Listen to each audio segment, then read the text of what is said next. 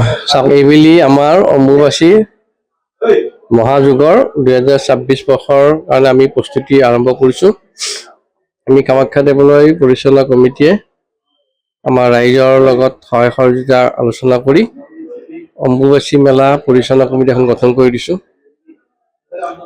আৰু এইবেলি অম্বুবাচী মহাযুগ অহা 22 জুন তাৰিখে ৰাতি 9:08:42 যোৱাত প্ৰবৃত্তি হ'ব আৰু সেই সময়ছোৱাৰ পৰা মাৰ দুৱাৰ বন্ধ হ'ব।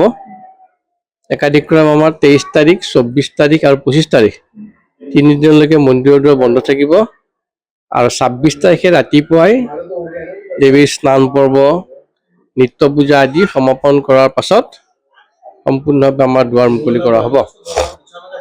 একাধিক্ৰমে আমাৰ দেৱালয় কমিটিৰ লগত আমাৰ যিখন অম্বুবাচী মেলা পৰিচালনা কমিটি গঠন কৰা হৈছে, বিভিন্ন পৰ্যায়ত আমি আলাপ আলোচনা আৰম্ভ কৰিছোঁ আৰু আগন্তুক দিনতো আমাৰ এই কামবোৰ যাতে সুকলমে চলাই তীৰ্থযাত্ৰীৰ সা সুবিধাখিনি জনাব পাৰোঁ, সেইকাৰণে আমি প্ৰস্তুতি আৰম্ভ কৰিছোঁ। যোৱা আপোনাৰ 18 তাৰিখে অসম চৰকাৰৰ পৰ্যটক বিভাগৰ সৈতে এখন অম্বুবাচী প্ৰাকখনত মিটিং এখন হৈছিলে।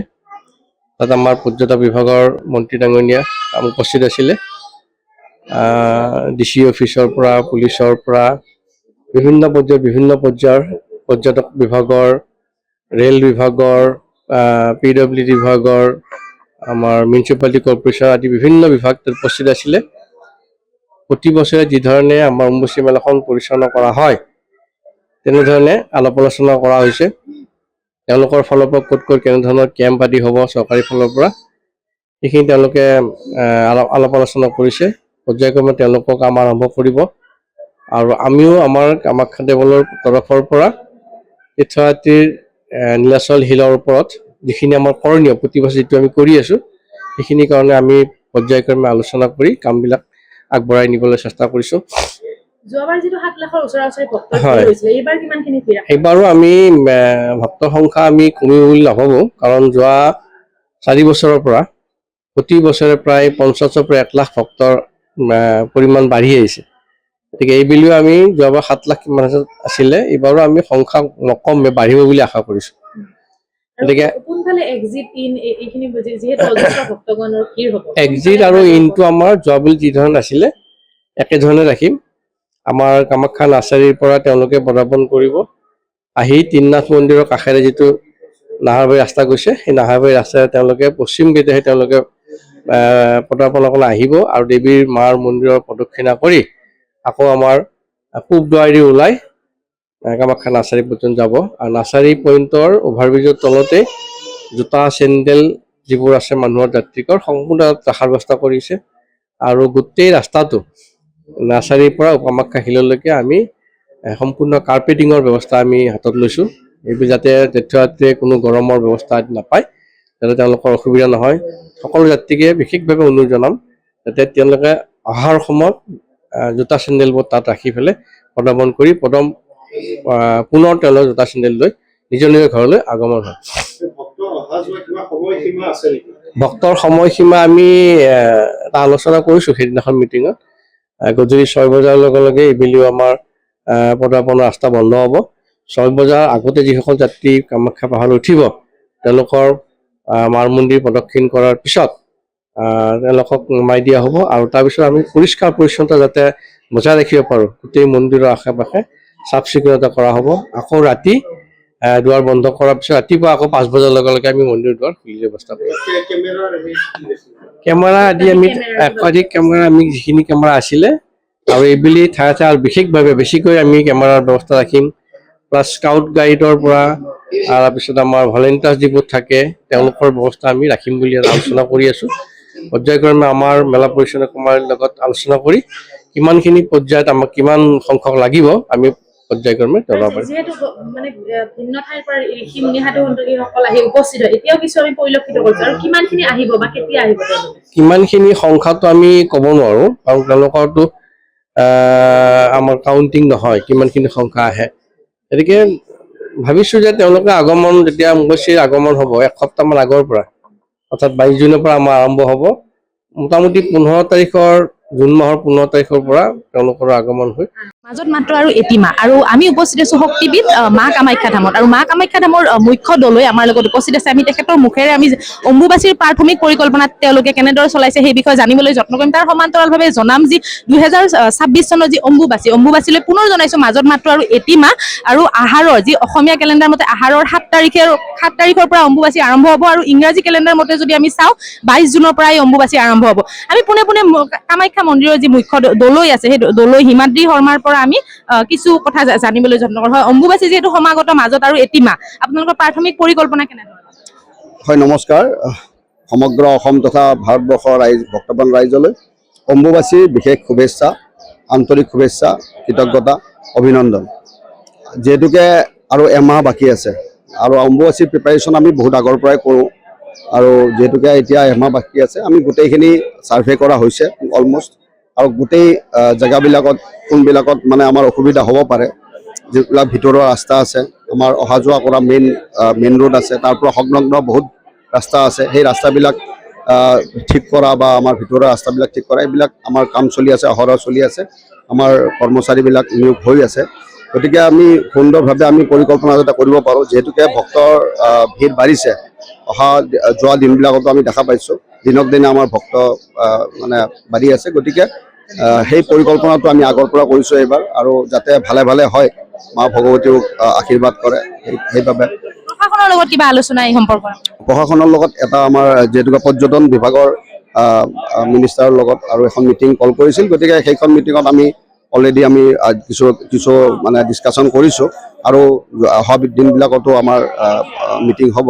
গতিকে আমি ডিছকাশ্যন কৰিম, আমাৰ গোটেইবিলাক সমস্যাৰ ডিছকাশ্যন কৰা গৈছে আৰু সেইবাবে যোৱাবাৰ যিহেতুকে খুব সুন্দৰভাৱে বিশেষকৈ আৰক্ষীৰ যিটো মানে আছিল সেৱা আছিল সেইটো খুব ভাল হৈছে যোৱাবাৰ। গতিকে আৰু তাতকৈ ভাল আমি আশা কৰিছোঁ আৰু আমি তেওঁলোকৰ লগত কথাও পাতিছোঁ। গতিকে সুন্দৰভাৱে হ'ব বুলি আমি আশা কৰিছোঁ। কিমানখিনি ভক্তৰ উপস্থিতি আপোনালোকে কামনা কৰিছে? পূৰ্বৰ তুলনাত এইবাৰ বেছি হ'ব বুলি ভাবে? যোৱাবাৰ যিহেতু 7 লাখ ক্ৰছ কৰিছে, গতিকে এইবাৰ তাতোকৈ বেছি হ'ব বুলি আমি আশা কৰিছোঁ, 8 লাখো হ'ব পাৰে। গতিকে সেইবাবে সেই হিচাপত আমি পৰিকল্পনাবিলাক কৰিছোঁ আৰু সেইবাবে আমি কিছুমান সুবিধা যেনেকৈ ফেৰী ছাৰ্ভিচটো হওক বা আমাৰ বায়ু টয়লেটৰ কথাই হওক বা আমাৰ অন্যান্য সা সুবিধাৰ কথাই হওক, এইবাৰ যাতে বেছিকৈ আমি কৰিব পাৰোঁ আৰু প্ৰশাসনৰ দিশৰ পৰাও যাতে ভালকৈ আমাক সহায় কৰিব পাৰে, সেইটো আমি এইবাৰ তেখেতসকলকো জনাইছোঁ আৰু আমাৰ মাজতো আলোচনা কৰিছোঁ। নিশ্চয়কৈ যিহেতু অকল অসম বুলি নহয়, ভাৰত বুলি নহয়, বিশ্বৰ বিভিন্ন প্ৰান্তৰ পৰা অম্বুবাচীৰ প্ৰাক্ষণত মা কামাখ্যাত ভক্তগণ আহি উপস্থিত হয়, অজস্ৰ ভক্তগণৰ ভিৰ। গতিকে আপোনালোকে কোনফালে ইন বা এক্সিট অহা যোৱা পথৰ কিবা? আমাৰ যিহেতুকে এইবাৰ পাঞ্জুনাথৰ ৰাস্তাটো অলমষ্ট আমাৰ কমপ্লিট হৈছে, সেইফালেও আমি যিহেতুকে ভক্তৰ অহা যোৱাটো কৰিব পাৰিম। গতিকে এইফালে আমাৰ পূৰ্ব দিশৰ পৰা যিটো ৰাস্তা আছে, যিটো পুৰণা ৰাস্তা, সেই ৰাস্তাটো আমি ইউজ কৰিব পাৰিম। অকল এই লেণ্ডশ্লাইডৰ কথাবিলাক অলপ আছে, সেইবিলাক অলপ চিন্তনীয় কথা। বাকী এই দুইটা ৰাস্তাই আমি অলমষ্ট ইন আৰু এক্সিটৰ কাৰণে ইউজ কৰিব পাৰিম আৰু সংলগ্ন ৰাস্তা বহুত আছে মানে মন্দিৰৰ পৰা, যেনেকৈ আমাৰ ভৈৰৱী কুণ্ডৰ পৰা যোৱা ৰাস্তা আছে বা আমাৰ পিছফালে পশ্চিম গেটৰে এটা ৰাস্তা আছে, সংলগ্ন আমাৰ গেষ্ট হাউচৰ ছাইডেৰো এটা ৰাস্তা আছে।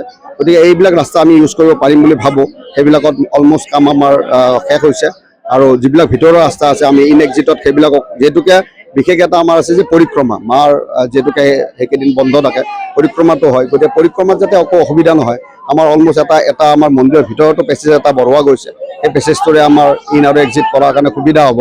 গতিকে বিশেষভাৱে আমি বহুখিনি পৰিকল্পনা কৰিছোঁ আৰু বহুখিনি আমি কাম চলি আছে। গতিকে মই ভাবোঁ যে এইখিনি কাম আমি শেষ হৈ গ'লে আমাৰ এটা ভাল ফল পাম। 22 জুনৰ পৰা কেতিয়ালৈ এই অম্বুবাচীৰ তিথিটো থাকিব? 22 জুনৰ আপোনাৰ 22 জুনৰ ৰাতি লাগিব, ৰাতিকে লাগিব আৰু আমাৰ যিহেতুকে এটা নিবৃত্তি আমাৰ যেতিয়া শেষ হয়, এটা নিয়ম আছে যে সূৰ্য যেতিয়া উদয় হ'ব তেতিয়া নিবৃত্তি হোৱা বুলি হয়। প্ৰবৃত্তি আৰু নিবৃত্তি এই 3 দিন 3 ৰাতি চলিব।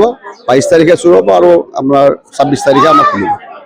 আৰু যিহেতু অম্বুবাচী অজস্ৰ ঋষি মুনি সাধু সন্ততি মা কামাখ্যাত আহি উপস্থিত, এতিয়াও আমি কিছু আচলতে তেওঁলোকৰ উপস্থিতি পৰিলক্ষিত কৰিছোঁ। কিমানখিনি আহি এতিয়া উপস্থিত হৈছে বা কিমানখিনি অনাগত দিনত আহি উপস্থিত হ'ব? নিশ্চয়কৈ বহুত বাঢ়িব যেন লাগিছে, কাৰণ এতিয়াৰ পৰা আৰম্ভ হৈছে। 2-এজনকৈ সাধু সন্যাসী আমি ৰাস্তাত দেখা পাইছোঁ, আহি আছে ৰাস্তাৰে, মটৰেবল ৰাস্তাৰে আহি আছে। গতিকে অহা দিনবিলাকত ভক্তৰ ভিৰ বাঢ়িব বুলিয়ে আমি ভাবোঁ। হয়, নিশ্চয় আপোনাক ধন্যবাদ জনাইছো। আৰু এনেদৰে তেওঁ আমাক জনালে যি মন্দিৰৰ দলৈ হিমাদ্ৰী শৰ্মাই আমাক জনালে যি 22 জুনৰ পৰা কামাখ্যা ধামত যি অম্বুবাচী মেলা, সেয়া অম্বুবাচী মেলা আৰম্ভ হ'ব 22 জুনৰ ৰাতি, আৰু 26 জুনৰ যি সূৰ্যোদয়ৰ পিছত এই মেলাৰ আচলতে অন্ত পৰিব। অম্বুবাচী যি তিথি থাকে সেই তিথি অন্ত পৰিব। মই মন্দিৰৰ সামগ্ৰিক দৃশ্য এতিয়াৰ পৰা আচলতে অজস্ৰ ভক্তপ্ৰাণ ৰাইজে উপস্থিত হৈছে। ভিডিঅ' জাৰ্নেলিষ্টক মই সামগ্ৰিক দৃশ্য দেখাবলৈ অনুৰোধ জনাম। অম্বুবাচী মেলা সমাগত পুনৰবাৰ জনাইছো, তাৰ প্ৰাক্ষণতে আচলতে অজস্ৰ ভক্তগণে এনেদৰে অকল অসম বুলি নহয়, ভাৰত বুলি নহয়, বিশ্বৰ বিভিন্ন প্ৰান্তৰ পৰা এনেদৰে ভক্তপ্ৰাণ ৰাইজ আহি তেওঁলোকে শাৰী পাতি মা কামাখ্যা ধামক দৰ্শন কৰিবলৈ, তেওঁলোকে যি মা কামাখ্যাৰ যি আদিশক্তি, এই আদিশক্তিক তেওঁলোকে উপলব্ধি কৰিবলৈ, দৰ্শন কৰিবলৈ এনেদৰে উপস্থিত হৈছে। আৰু সমান্তৰালভাৱে আমি জনাই যাম যে ইতিমধ্যে হিমাদ্ৰী শৰ্মাৰ পৰা আমি জানিবলৈ সক্ষম হলো 22 জুনৰ পৰা যি আৰম্ভ হোৱা অম্বুবাচী 26 জুনত অম্বুবাচী যি নিবৃত্তি ঘটিব। আৰু তেওঁ ইতিমধ্যে জনাইছে তেওঁলোকে প্ৰশাসনৰ লগত আলোচনা বিলোচনা তেওঁলোকে লিপ্ত হৈ আছে। আৰু এই আলোচনা বিলোচনা তেওঁলোকে যি ভক্তগণ ৰাইজ আহিব, যাত্ৰীসকল আহিব, যাত্ৰীসকলৰ সুৰক্ষাৰ কাৰণে তেওঁলোকে বিভিন্ন ধৰণৰ পন্থা ইতিমধ্যে হাতত ল'ম বুলি আমাক জনাইছে। আৰু যিহেতু কামাখ্যা মন্দিৰলৈ উঠি অহা প্ৰথমতে অকল এটা পথ আছিল, এতিয়া 3-4টিকৈ পথ ইতিমধ্যে মুকলি হৈছে। আৰু সেই পথসমূহেৰে তেওঁলোকে ইন বা এক্সিটৰ তেওঁলোকে সুবিধা ৰাখিব। আৰু তেওঁ ইতিমধ্যে জনাইছে যে যি ভালেসমূহ ঋষি মুনি সাধু সন্তকী ইতিমধ্যে আমি পৰিলক্ষিত কৰিছো, বিভিন্ন ধৰণৰ ঋষি মুনি সাধু সন্তকী আহি উপস্থিত হৈছে। আৰু অম্বুবাচীৰ একেবাৰে প্ৰাক্ষণত আৰু কিছু বুলি ক'লে ভুল হ'ব, অজস্ৰ ঋষি মুনি সাধু সন্তকীৰ আচলতে ইয়াত আচলতে উপস্থিতি আমি পৰিলক্ষিত কৰিম। আৰু তেওঁলোকৰ যি সাধনা শক্তি, তেওঁলোকৰ যি তন্ত্ৰবিদ্যা, সেই তন্ত্ৰবিদ্যাক আচলতে বঢ়াবলৈ, তন্ত্ৰবিদ্যাত আচলতে তেওঁলোকে নিজৰ দখল আনিবলৈ তেওঁলোকে অম্বুবাচীৰ প্ৰাক্ষণত মা কামাখ্যা ধামত আহি তেওঁলোকে যি মাক আচলতে তেওঁলোকে পূজা অৰ্চনা কৰিব, মাক তেওঁলোকে অৰ্চনা কৰিব। আৰু এনেদৰে আমি হিমাদ্ৰী শৰ্মাৰ পৰা মন্দিৰ কৰ্তৃপক্ষৰ পৰা জানিবলৈ যত্ন কৰিলো এইবাৰৰ অম্বুবাচী তেওঁলোকৰ প্ৰাথমিক পৰিকল্পনাৰ বিষয়ে। আপুনি বিচৰা বাতৰি পাব কেৱল নিউজ 18 এপত। নিউজ 18 এপ ডাউনলোড কৰিবলৈ স্কেন কৰক এই QR কোড। গুগল প্লে ষ্টৰতো পাব এই নিউজ 18 এপ।